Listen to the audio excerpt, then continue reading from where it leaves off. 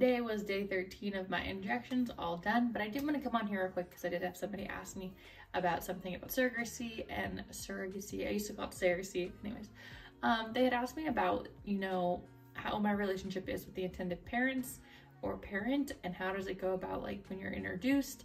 Can it be closed like adoptions? And yes, all of that can kind of be done and is spoken or should be spoken about before, you know, being introduced into the whole realm of doing everything of surrogacy, either whichever end you are on, as the intended parents or as the surrogate.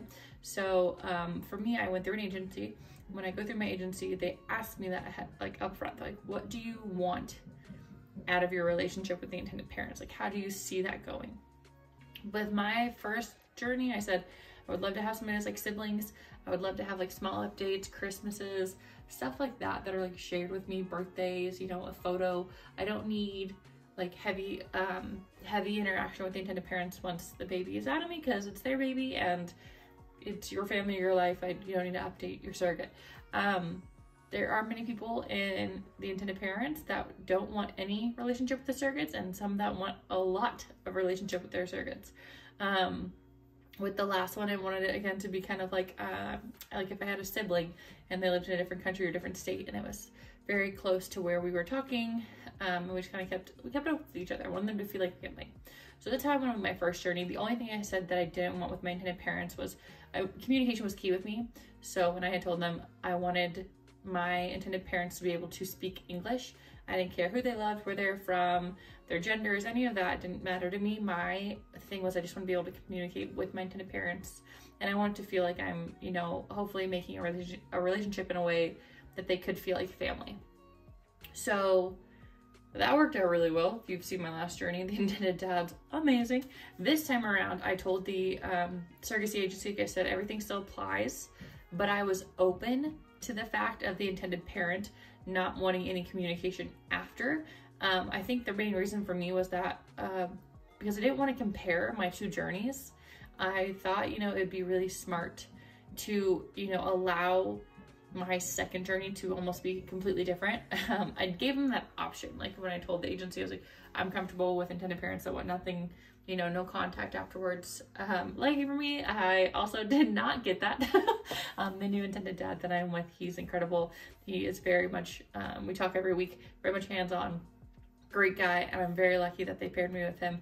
But I did give that option. That was something that I had spoken about and with like my agency beforehand. I was like, hey, if there's somebody that would want to use me that doesn't want, you know, any contact after, I'm open and okay with that. So yeah, you kind of speak about that beforehand. Also, since I have no biology to the child, there's not so much about that I think that, you know, a child like themselves wanting to learn about them, except other than like, how was I carrying? Like, did I make you nauseous? Did you crave things? Like things that you would ask somebody if they were to carry you. But since there's no biology of mine, there's not too much that they need to know my history wise. Like they don't need to know, I mean, they have it available if they need it for some reason, but it's not like their biological egg donor that they have, where they're kind of want to know more history and like features and stuff like that would be more interesting, I think, to the surrogate child themselves. So on that end, I think also you can make that, you know, where you stand and where you want to be in contact with the child in their life. Again, mine was the same thing as like my sister had a baby, that kind of contact I'd want to have. You know, if I was in Atlanta, Georgia, or that's where she lives, my sister lives in Georgia, which if you need a real estate agent over there, go to see her. But if like she lives in Georgia, I live in Las Vegas, and we're so far apart from each other, but we still keep up to date with one another. We still call each other every once in a while. We still have conversations. We send photos. We are friends obviously on social medias, so we see each other's posts on like family stuff.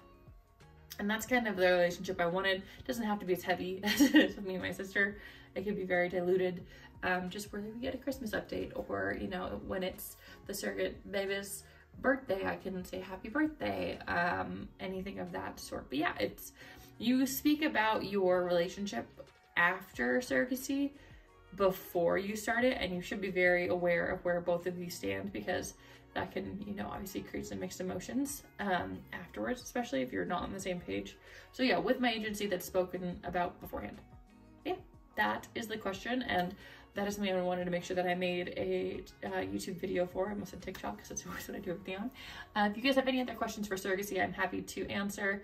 I think that's it. If you have any questions on Boulder City real estate, Henderson, Las Vegas, Southern Nevada, basically, I'm also here for that. That is something I love doing. That is my full-time job, technically. Other than that, I think that's it. I'm trying to think. My husband's currently watching the oldest because the youngest went to bed, and I'm like, okay, I have to go take a shot and make a video.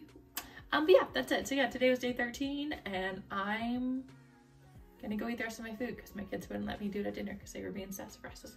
Goodbye. You guys have a great night.